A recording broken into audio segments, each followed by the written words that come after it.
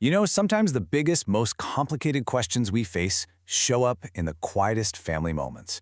Today, we're diving into one of those stories. It's about a father's dream for his daughter, her fight for her health, and a question that really we're all trying to answer. What's the real price of progress? Let's get into it. And it all starts with this line. It's so simple, almost medical. Come so that it's time for nebulizer, a machine to help a little girl breathe. In just one sentence, you know something is deeply wrong. It takes this huge global issue and brings it right into a child's bedroom. And here's the kicker. Just 1 year ago, Sudha was perfectly fine, healthy. But now, there's a new high-rise going up right next door, kicking up dust all day, every day. And her lungs are paying the price. The connection is direct. You can't ignore it. New building, new illness. So this is where it gets complicated. Because for Sudha's dad, this construction, the very thing making his daughter sick, well, it also represents something good. He sees it as the necessary, unavoidable price of progress. You can almost hear him thinking it, right? He sees this as a tough but temporary side effect of the world moving forward. Yeah, it's a problem, but it's a phase we just have to get through to reach something better. He's not blind to the issue, he's just putting it in the context of a much bigger goal. And his thinking follows this really logical path. Step 1, development is going to happen. You can't stop it. Step 2, we're doing everything by the book, following the rules. That lets him move to step 3. This dust, this breathing problem, it's temporary. And why is it worth it? Step 4, the end game is security for his family, for the long haul. And that's the trade-off he's making in his head. This isn't just about a bigger apartment, it's about building real assets, about creating a safety net for Sudha's future. The way he sees it, he has to weigh her comfort right now against her security for the rest of her life. And this right here explains everything. His own story, starting from scratch, has shaped his entire view of the world. For him, a good life is built on things you can touch and measure. Property, a good education. He's working so hard to give his daughter the one thing he never had, financial security.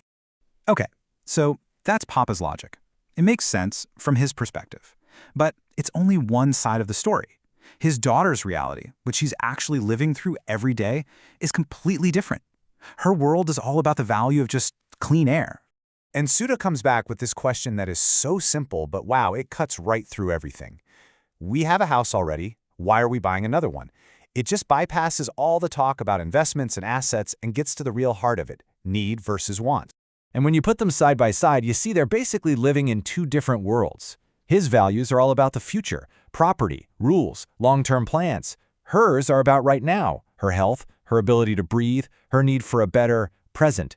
It's like they're measuring life with two totally different rulers. And then she just says it, plain and simple. But I don't want it. I want clean air. With those words, she rejects his entire plan. That investment he's so proud of has zero value to her in this moment. She doesn't want the asset, she wants the one basic thing that asset is costing her. And just like that, they're at a total standstill, a painful impasse. You have this father who's driven by love, trying to give his daughter everything he thinks she could ever want, and he's suddenly realizing he can't give her the one thing she truly needs. This is the moment it all changes. His admission. It's a moment of complete and utter helplessness. He can buy property, he can follow the rules, but he is powerless to fix the actual problem. His whole definition of being a provider has just crumbled. But right when it feels like there's no way forward, a new voice enters the conversation. And this is where the story pivots from conflict to solution, introducing a totally different way of thinking about what it means to be wealthy. Mama comes in. She's been listening to the whole thing, to the father's careful logic about the future and the daughter's desperate plea for the present. She's heard both sides, and now she offers a third way. And her solution is just brilliant.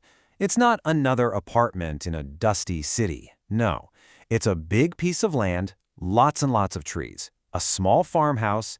The plan is to invest in something that doesn't just grow money, it grows clean air. It's redefining wealth as well-being. And with this one sentence, the story comes full circle. The new plan directly solves the problem that started everything. It's a solution that honors the father's desire to invest in his daughter's future, but it does it in a way that actually heals her present. What we just watched is a perfect real-life example of a big idea called synthesis. It sounds complicated, but it's pretty simple. You have a thesis, that's Papa's idea about progress and property. It's met with an antithesis, that's Sudha, saying, nope, I need health. They clash.